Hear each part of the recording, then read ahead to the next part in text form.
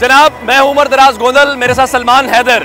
मुस्लिम league नून का जलसा, पीछे ये खवातीन का इनक्लोजर है और इससे हट के ये मर्दों का इनक्लोजर है। और मैं अगर थोड़ा सा आपको, सलमान भाई का कैमरा भी आपको दिखाएंगे, ये मीडिया कंटेनर है और मीडिया कंटेनर से आगे वो मेन कंटेनर है जहाँ पे मरियम नवाज शरीफ इस वक्त मौजूद है और मरियम औरंगजेब भी मौजूद है।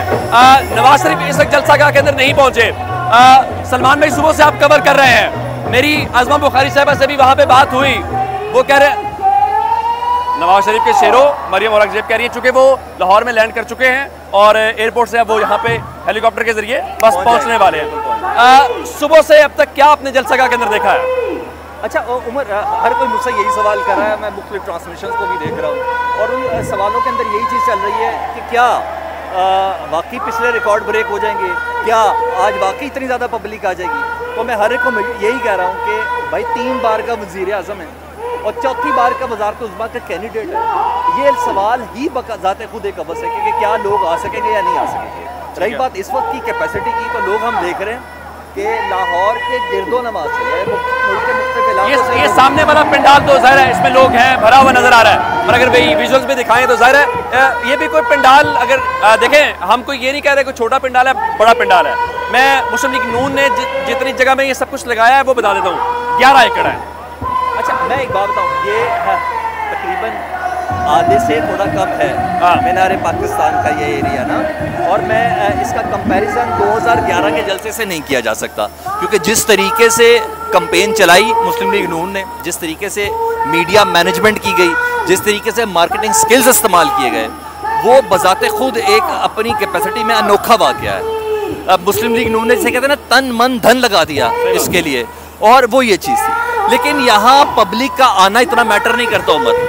क्या मैटर करता है? यहाँ मैटर करता है नवाज शरीफ साहब का बयानिया, जिस पे आज से 20 दिन पहले वो एक यू टर्न ले चुके हैं। अच्छा। वो कौमी मुजरमों वाला ये तराना चल तो रहा है, आज वो मुल्क बचा लो नवाज शरीफ। नहीं, वो तो मुल्क बचा रहा है ना, मसला है बयानिए का। वो एक बयानिया जिससे 20-25 दिन पहले यू टर्न लिया जा चुका है कि वो 2 अफराद जिनका ताल्लुक फौज से, साबिक जर्नल, 3 जजेस, वो कौमी मुजरिम है, इनका एहतसाब होगा।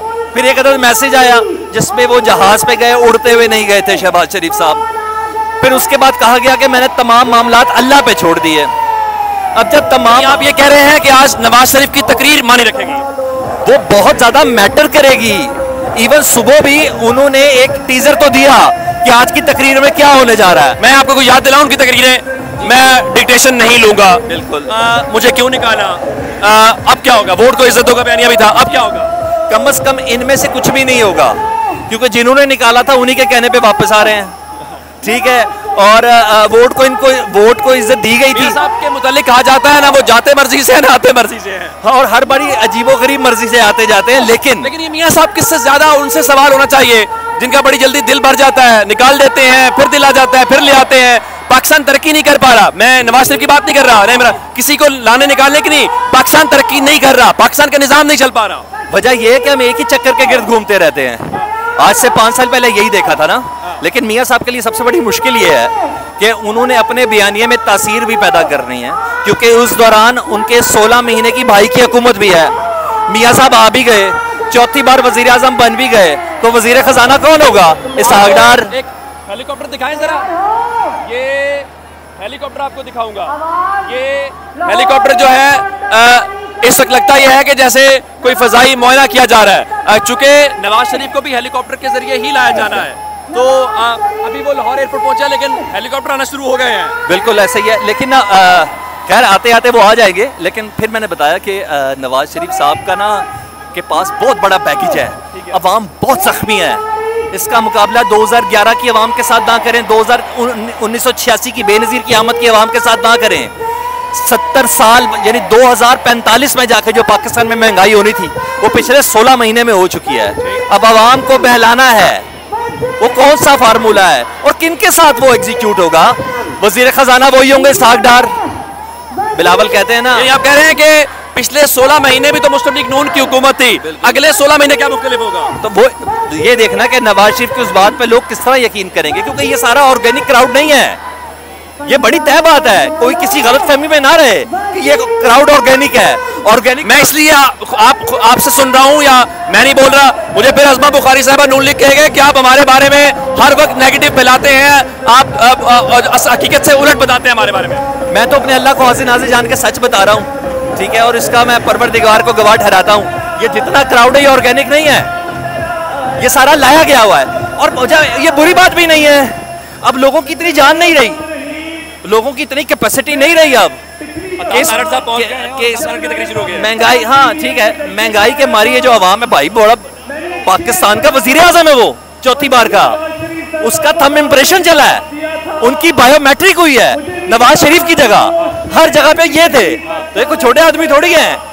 उनके साथ उनके खानदान का रफीक तारड़ साहब का एक बड़ा पुराना, आप जानते हैं। हाँ ना सर, मगर ये कोई छोटी बात नहीं है। मियां मोहम्मद नवाज, वापस जलसे की तरफ चलते हैं। चूंकि मुस्लिम लीग नून ने, आप जो भी कहें, जाहिर है कि उनका ये पंडाल इस वक्त वो कैमरे की आंख से जो दिखाएंगे वो भरा हुआ है, ठीक है।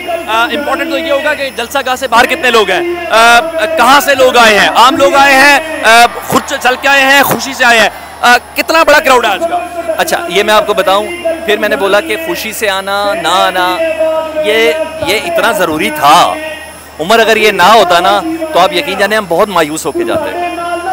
बहुत मुश्किलों से पाकिस्तान में दोबारा कोई पॉलिटिकल एक्टिविटी हुई है, नहीं तो पकड़ धक्कर 3 MPO 4 MPO 5 MPO, एक बंदा 15 बार अंदर बाहर, फिर एक प्रेस कॉन्फ्रेंस, फिर एक अदद इंटरव्यू, या फिर एक अदद वीडियो पैगाम।